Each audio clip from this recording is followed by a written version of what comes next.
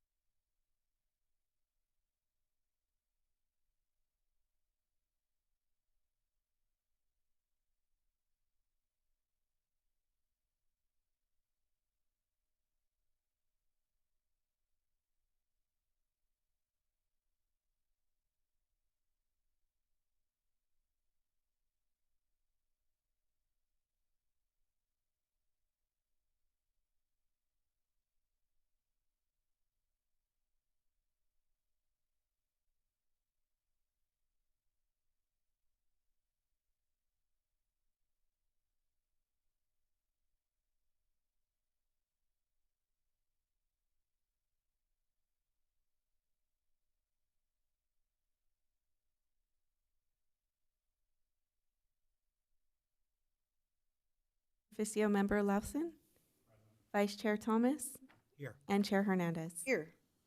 Thank you. Do we have any public comment? No public this time? comments. Okay. Let's go on to agenda approval for the Water Agency. May I have a motion and a second to approve the agenda? Move to approve. Second. All in favor? Aye. All opposed? Hearing none, motion passes unanimously.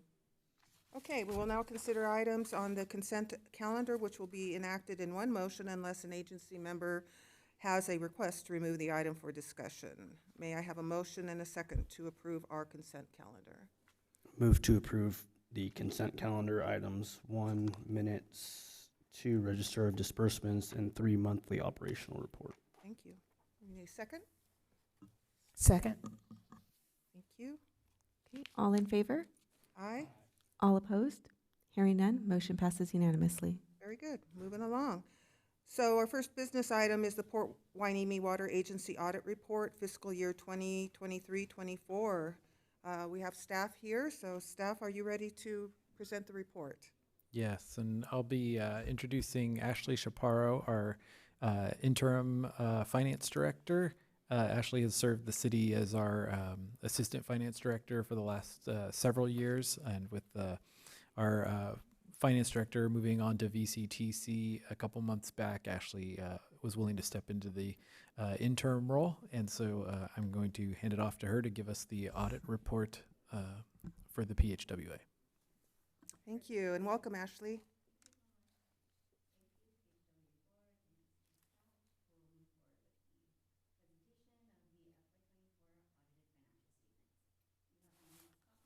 Of the actual ACFR report for you, but we're going to go over highlights, major changes, what are the major changes are.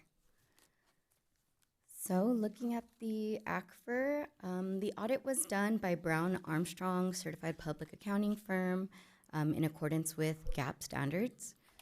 It is always annually with every audit management's responsibility to prepare and give a fair representation of what's going to appear in the financial statements. That's on us every month to go ahead and follow all city and PHWA policies with all of our purchasing.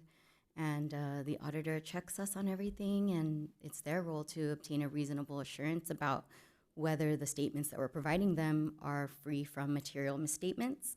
We are very happy to report that that was the case. The audit opinion shows that our financial statements fairly represent in all material respects the financial position of the agency as of fiscal year ending June 30th, 2024. Every year, the PHWA does face an annual operating loss. So you will see here a comparison of the FY23 figures to the FY24 figures. The only major change there is that net loss of $472K. That amount's pretty typical. You see 433 the year before. This is always approximately equal to our depreciation for the year. That's because you'll see that net position there of 13 million 12 million of that is made up of PHWA's assets, the plant itself, all of the pipelines and things. So those assets depreciate annually according to our schedule. That amount I said was approximately depreciation because it is net depreciation. We also add, every time we do a major repair, we will add value to our assets there. Now we'll take a look at our operating revenues and expenses. So note that this does not include the note payable or CIP. We're specifically looking at operating here. I just wanted to highlight the major changes, which would be the billing adjustment you note there. The sign changed from, in 2023, it shows a negative, and in 2024, it shows a positive. That is due to our annual true-up. So as you know, all the member agencies, every year, we do give you a true-up to make sure that we're covering all of the expenses and charging everyone appropriately every year. This did change. Typically, we're always giving a credit back to member agencies with this true-up calculation. And that is for several reasons that it changed to the opposing sign. And this was the first year in a while that the entities did owe PHWA. In the past, our budget was always a little slightly inflated to give us room. And we've been trying to really annually drill down and get our budget as realistically to our actuals as possible of what we're expecting. So by doing that, we didn't give ourselves as much wiggle room to pay back the entities at the end of the year in our attempt to try to get that as close to realistic figures. So you will have seen that the budget did go down. In addition, usage of water overall did decrease. However, there were other expenses that increased that didn't give us that savings, even though we use less water.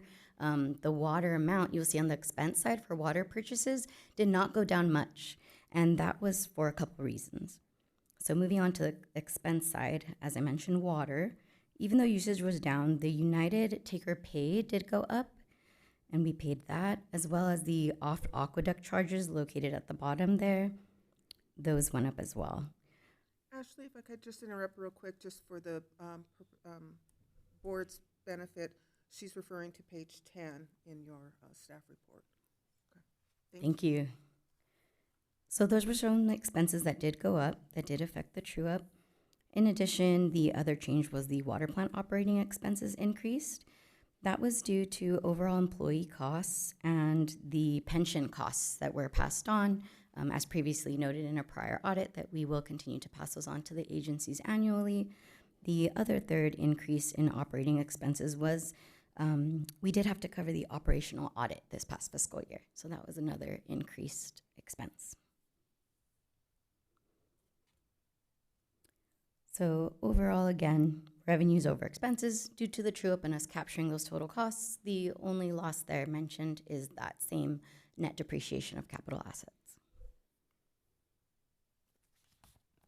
Can you go back to the last slide? Sure. So insurance looked like it went up 17,000. What was the reason for that? Insurance is pretty volatile, and we're always getting an increase back, a slight increase annually from that insurance cost. Okay, so it was just, It was Premium. a regular cost increase from our insurance provider. thank you. Mm-hmm. I can note there too, and we've already been notified that there will be another increase for this year from our insurance provider. So that is sort of just like everybody with their home insurance right now is seeing their premiums increasing. The cities also, cities and agencies are also seeing those things. Seems to be the trend. Thank you. Another change that I did want to point out that we haven't recently had to reference regarding the ACFR and our financials is our cash flow for the PHWA fund, the agency as a whole. I did want to show you overall trend over the years here, and you'll notice that we did have a pretty good cash flow. This is the amount literally in our checking account where we're paying our checks and payroll every month. And we did have a nice cushion there for a while, which is why we've never had to talk about this. But recently, this last fiscal year, we did find that our cash flow was pretty low. The reason I wanted to bring this up is because we will be coming to you with the budget soon at the next meeting, and we will be talking about how we are going to start increasing our CIP costs annually CIP is something we just haven't had a major plan and budget for quite some time. We've been doing small maintenance projects throughout the year, but nothing as extensive as what we're going to propose with this budget. And with that could come very large costs at varying times, such as upfront costs at the beginning of the fiscal year related to large design plans with our consultants. And so we need to make sure that we have the cash in the bank to be able to pay for some larger incurred costs up front moving forward now that we're going to start the CIP plan. Ashley, mhm. you have a question? I do have a question, and that may have been the case in 2022, 23, because it looks like it's exponentially higher than it was last year. So can you tell us a little bit about what happened? So we've had a cushion in our cash flow because we always have a small CIP reserve. We put away $50K annually from all the entities, which is another item open for discussion, whether that amount is fair and something we should continue to do or revisit. So that $50K, gets built up in a reserve, which is why we have some money to work with here. But when we build our budget, we then divide that according to the entities and give you your monthly budget for that upfront, right? And we say, okay, this is how much your fixed cost is going to be. We're going to divide that through the year and charge you every month for that. So sometimes there's a timing issue for when we're receiving the checks from all the entities versus what we're paying out operationally monthly. Before CIP, it was pretty standard stuff we're paying every month. The amount of accounts payable for our utilities, for our water bills, for our payroll. Now that we're going to start bigger projects, we're anticipating larger costs at varying times. And that's what worries me about the cash flow, that we want to have a little bit built up in there, as you're seeing we had in prior years. But now that we're starting to pay out that design, pay out these bigger costs, we're seeing a little less cash flow in the bank. So I want to be prepared and make sure that we have a cushion up front at the beginning of the year and not have to wait until we get a couple months worth back from the entities to cover these larger payments. So that's something we'll bring up with you and make suggestions to you all at budget time. Great, thank you. Mm-hmm. So those were my larger items I wanted to point out from the ACFR for you all, the major changes, I would argue. So the action steps for tonight would be to receive and file the PHWA Annual Comprehensive Financial Report for the fiscal year ended June 30th, 2024. Okay, thank you. Sorry, I'm so sorry, one more. Something else? Okay. Apologies. There are future action items that I failed to mention. So we currently are undergoing an RFP for audit services. We would like to present the proposed audit firm to you all in the near future. The current audit firm has been in place for over 20 years. We have no problems with them. They're really great. However, according to the California State Controller recommendations, we really should be switching out our auditor much more frequently than that. It should be about every 6 years. So obviously we're well past that. We do have our RFP out now. We are getting a lot of people asking questions thus far. That's the point of the process in which we're in. We haven't received bids yet, but we do have some time still for that. So we'll be responding to questions, reaching out with all these prospective bidders, and hope to get a new audit firm in place so that we can meet transparency needs and that kind of rotation. So that's a future item. In addition to that, I mentioned the budget. So we will be hoping to present that to you all in the June meeting, which I have as the June 16th PHWA meeting, that we will be presenting that budget and, like I said, something about cash flow and that CIP plan that we have in place. All right, very good. Yes, I was reading the staff report, and I saw that the audit company we use has been in place for 20 years, and I went, whoa, and then the next statement says, well, we're going out for an RFP, so that's good to know. Yeah. So we went out for an RFP previously. We've tried, but last year we didn't get any bidders other than the current audit firm. I believe that was because we didn't mention that we're such a small entity that we are open to doing a fully virtual audit, fully online. That is what we've been doing with our current auditors. So this time I really highlighted that in hopes that we do get a lot more bidders. I know we're really small, so I feel like that was part of it, and I'm hoping that virtual aspect of it will get us a lot more bids. Hopefully it will. Thank you. Okay, I'll open it up to the board. Are there any questions from the board? Any at all? Okay, very good. Thank you so much. Thank you. And this is a receive and file, so no action required? Yes, receive and file, and then, like Ashley said, we will bring back some recommendations to sort of plan for CIP and how we'll work on those projects at a coming meeting. So it's just a receive and file for now. Okay, thank you for the good work, staff, appreciate it. All right, let's move on to, let's see, the script says that we have a recommendation to receive and file, and then it requests a motion. So do we need a motion or not?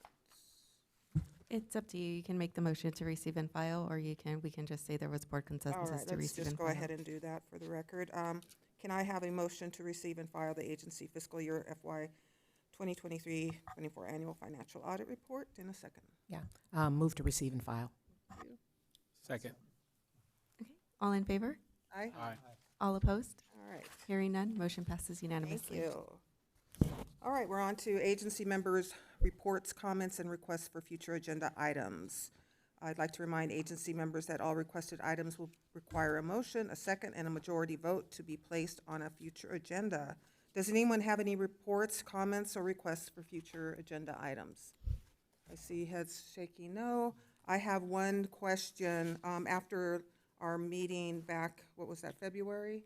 I realized that I couldn't make the was it the United Water Agency meetings? Remember we had that discussion about you being the Association of Water Agencies, thank you. And so Sean has graciously agreed to take on the primary role, and I can serve as alternate. Do we need to agendize that action? Or do we just, I don't know if legally, a formal technically action? we'll need it, but I think what we can do is we'll just, on the next consent agenda, we'll just have it on there for the record. But Okay. in the meantime, if I'm with Vice Chair Thomas being the secondary, I think it's fine in the meantime to Okay. serve Okay, to very good. cover the meetings. So we'll put a consent item on the next agenda. Great, thank you. And thank you for stepping in. Appreciate it. Okay, our next regular meeting is scheduled for Monday, May 19th, 2025 at 4 p.m. And if there's no other business, I'd like to thank you all for being here. Thank you all for the good work. And the meeting is now adjourned. It is 4:16 p.m. Thank you.